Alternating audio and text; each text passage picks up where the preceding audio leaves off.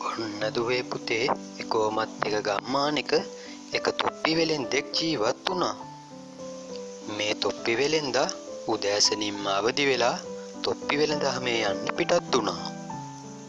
අඩේ අප්පා අදවත් තොප්පි ටිකක් බිස්නස් කරගන්න ඕනේ. කාලෙකින් හොඳ බිස්නස් එකක් උනේ නෑ. මාත්‍යා ගන්ට තොප්පි ලස්සන තොප්පි තමා තියෙනවා. තොප්පි ලාබෙට තොප්පි. අයියන්ඩියේ තොප්පියක් කීයයි? මාත්‍යා රුපියල් 10යි මාත්‍යා ගන්න ලාත්යට ගැලපෙනම තොප්පිය තමයි මේක. මෙන්න මගේ වෙලඳාම කරලා දවල් වුණාට පස්සේ මහන්සියට ගහක් ගාවින් ඇලවිලා පොඩ්ඩක් ඉන්න තීරණය කළා.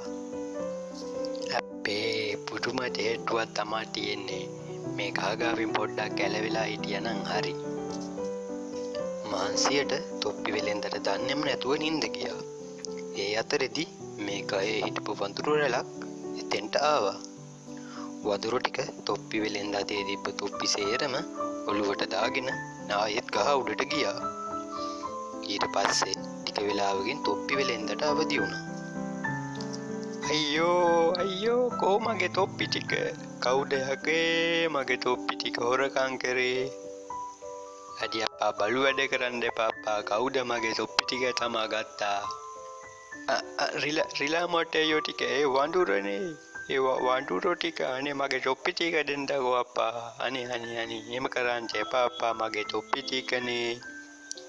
මේ විදිහට ටික වෙලාවක් යද්දි තොප්පි වෙලෙන්දට හොඳ අදහසක් මතක් වුණා. තොප්පි වෙලෙන්දා තමන්ගේ ඔළුවේ තිබ්බ තොප්පිය ගලවලා වඳුරෝ ඉන්න දිහාට විසි කරා.